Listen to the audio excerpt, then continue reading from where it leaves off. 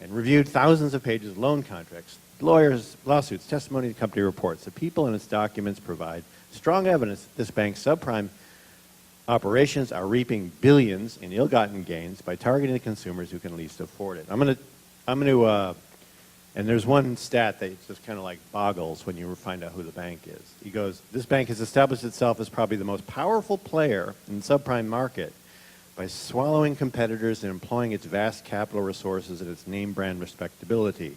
This bank, its flagship subprime unit, claims 4.3 million customers and 16,000 plus branches in 48 states, including 350 offices across the South.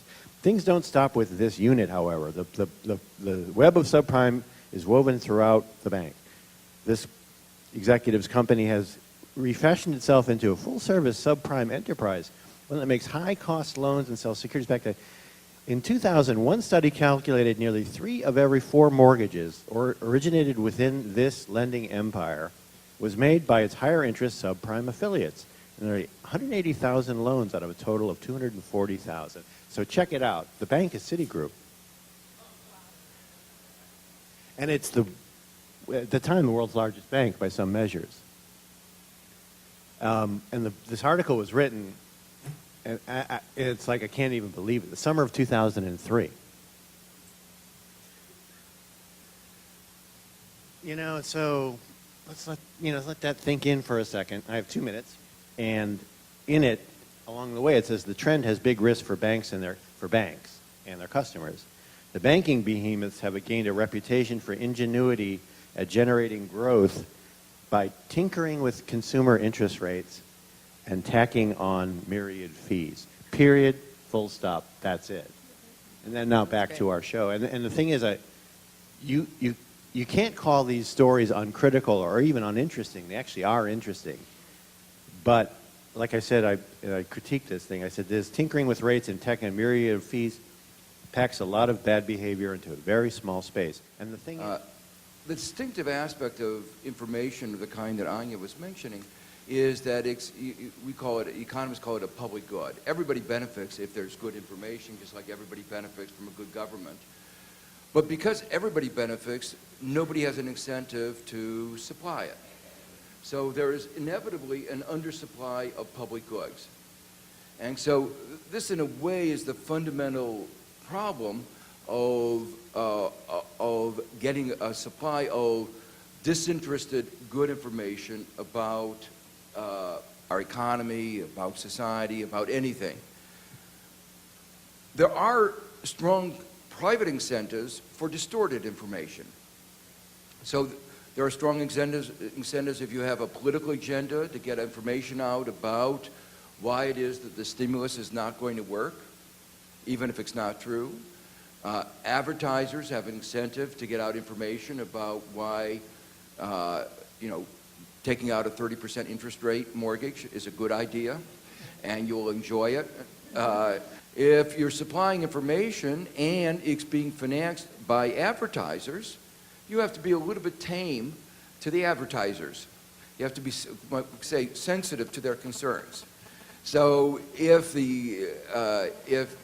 one of your major advertisers are the banks, you're not likely to say that the banks are engaged in corruption and in exploitation and in all those things. And so, in a way, the basic business model of news delivery in the United States for a very long time was inherently biased.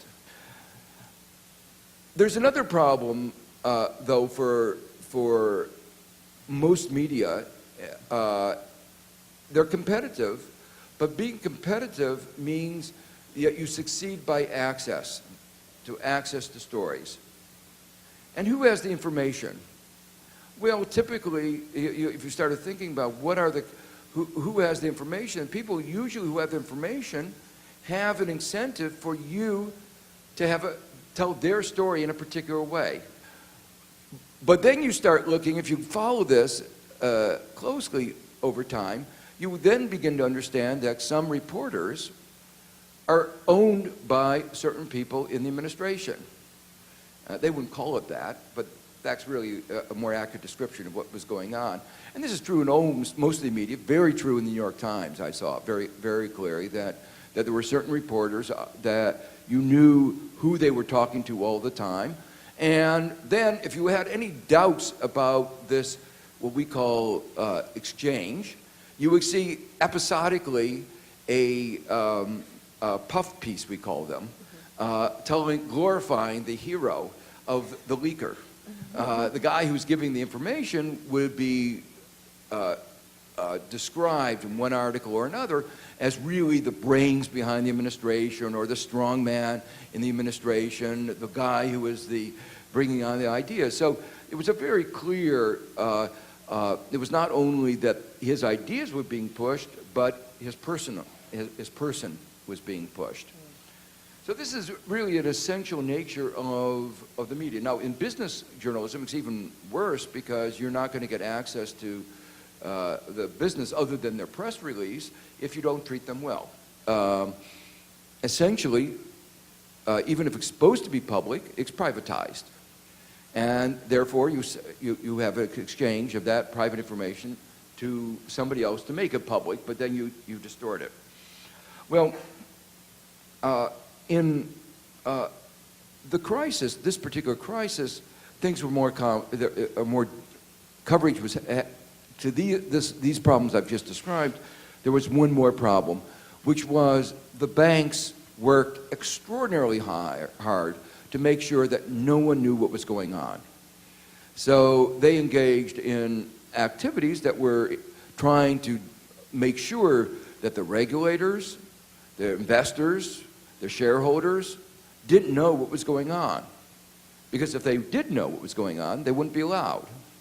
So with such active engagement in non-transparency, it's not surprising that it was very difficult for the media to uncover it, because, you know, as I say, it was not an accident that it was not transparent. What I found so amusing is some of the players, major players in this non-transparency, were those who had been critical of East Asia for being non-transparent.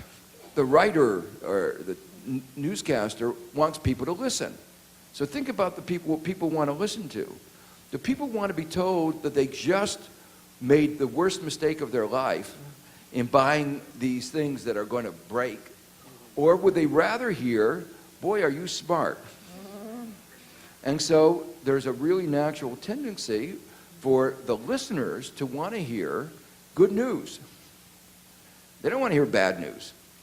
So if you present good news, you just told people who bought stock they're going to make a lot of money, they're going to listen to you. And if you have a market-based model of listeners, you're going to do better. And your boss is going to give you higher pay and going to give you more attention. So the market model really in this context has some really fundamental problems that even if journalists wanted to accurately describe what was going on, he might find himself without readers. And it says, if a bank is too big to fail, is it not too big to remain a private profit-making, i.e., nationalize these banks instead of bailing them out? Well, what I want to point about here is how language has played a very big role, and that's true in a lot of the discussion. And again, the media needs to be a little bit more active in thinking about the language. So the word nationalization has certain connotations in the United States. If they used another word that actually is just as descriptive, which is ordinary rules, conservatorship, or bankruptcy, or, you know, all of these are usual procedures when you can't pay your creditors, you're supposed to shut down the institution. And then something happens. You have Chapter 11. In banks, we have a procedure that's like Chapter 11 or like bankruptcy. We just call it a conservatorship. If they had used that word, and we would have realized that we were actually suspending the rules of capitalism when we bailed them out. And that is a different way of characterizing the same thing. But the advisors of Obama wanted this to be characterized as nationalization, because that way the choice was between acting like one of those Scandinavian countries, which actually managed their bailout, their restructuring of their bank very well, and the economy recovered, and the United States, which managed it extraordinarily badly, and we have still not recover. In the aftermath of the crisis in Europe, there was a lot of discussion of a new capitalism, a lot of discussion about something was wrong with the market model, and we need to think about the rules of the game. And this was, and actually the political leaders, people like Sarkozy on the right, talked about that the crisis showed that something was wrong with the way our system worked. And that was not meant to be a statement that we ought to move away from a market economy, but it was a statement that the rules, our current rules, the way we run today, are not ideal. And we ought to be thinking about fundamental reforms. What's so interesting is that has not happened in the United States. And the press has not really taken an active role in saying, you know, something went wrong. And the rules of the game are really, there's something peculiar about the way we run our economy. So this is a deeper point. It goes to the basic premises of Friedmanite economics. It goes to the premises of how economies function. And that discussion of what are the bases of well-functioning economies, I think ought to still be discussed, because obviously the economy is not back working like it should. And the final interesting question, there are lots of interesting questions. The final one shows the conflicts of interest that we all have. The question says, because most of us have a substantial amount of our money in stocks, most of us is actually not true. 50% of Americans have no financial assets, but probably most of the people here probably do. Anyway, most of, and they often indirectly do through pension funds, which they're not really fully aware of. Doesn't that make many of us environmental advocates ambivalent about attacking corporations that are both polluting and providing us without retirement funds? Well, I think it does illustrate the mixed roles that all of us as citizens are in, and that fortunately I think most of us really do separate out our roles, and even if we have pension funds that own BP, or even if we have are adversely affected privately, we understand, try to separate out our role as citizens. But the interesting thing, again from the press, was the coverage of the BP spill in the UK versus the United States. Because BP is the largest corporation, about 10% I think of the of the capitalization stock market in the UK. And they took a very defensive role in interpretation of the BP spill. So this issue of interest is always going to be there, even when it's not just the company itself, as